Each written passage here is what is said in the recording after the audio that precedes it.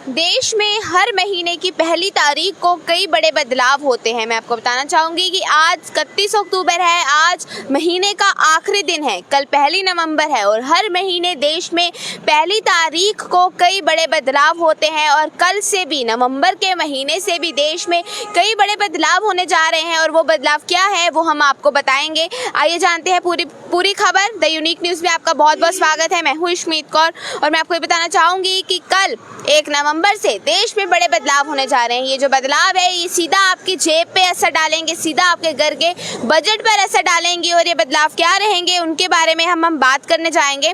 अगर हम बात करें गैस सिलेंडर्स की, चाहे वो PNG हो चाहे वो CNG हो, इनके जो प्राइसेस होते हैं, इनकी जो प्राइसेस रहते हैं वो हर महीने की पहली तारीख को गवर्नमेंट अनाउंस करती है। हर महीने की पहली तारीख को गैस सिलेंडर्स के प्राइसेस में चेंजेस आते हैं। अब कल भी नवंबर है, नवंबर की पहली तारीख है, हो सकता है कि इनके प्राइसेस में कुछ चेंजेस ना हो। अभी तक गवर्नमेंट ने इस विषय पर कोई भी जो घोषणा है वो नहीं की है। जैसे ही कोई स्टेटमेंट गवर्नमेंट की तरफ से सामने आती है हम अपने दर्शकों के साथ साझा ज़रूर करेंगे।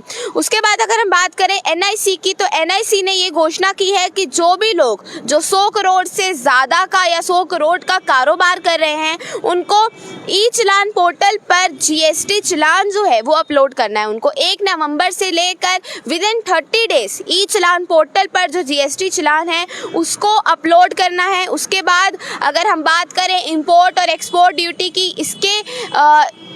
इसके ऊपर भी जो गवर्नमेंट ने कई ज़्यादा चेंजेस जो है वो किए हैं। मैं आपको बताना चाहूँगी कि 30 अक्टूबर तक गवर्नमेंट ने जितने भी प्रोडक्ट्स जो HSN 8741 कैटेगरी के अंदर आते हैं, चाहे वो लैपटॉप्स हो, चाहे वो टैबलेट्स हो या ऐसे ही अन्य जो भी इलेक्ट्रॉनिक डिवाइसेस होते हैं, उनकी इंपोर्ट पर भी गवर्नमेंट ने 30 अक्टूबर तक एग्जम्पशन लगाई थी। इंपोर्ट ड्यूटी पर भी एग्जम्पशन लगाई थी, जबकि गवर्नमेंट जो है वो 1 नवंबर से भी इस पॉलिसी को जारी रखेगी या इसमें कोई चेंजेस लाएंगे, इस विषय पर गवर्नमेंट ने अभी तक कोई भी घोषणा नहीं की है।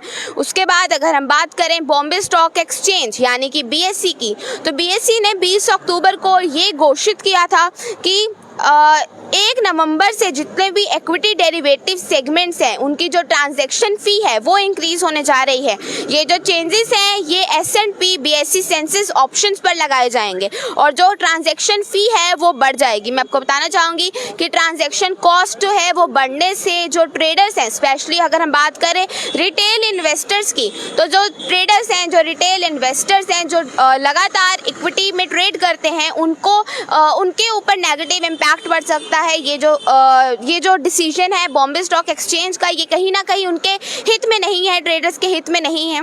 उसके बाद अगर हम बात करें LIC पॉलिसीज़ की, तो अगर आपकी भी पॉलिसी जो है LIC पॉलिसी जो है वो डिसकंटिन्यू हो गई है, तो मैं आपको बताना चाहूँगी कि 31 अक्टूबर यानी आज आखिरी दिन है, 31 अक्टूबर तक आप किसी भी प्रॉब्लम के बिना अपनी पॉलिसी को दोबारा से शुरू कर सकते हैं। आज आखिरी दिन है, तो अगर आप दोबारा से अपनी पॉलिसी को शुरू करना चाहते हैं तो आप कर सकते हैं।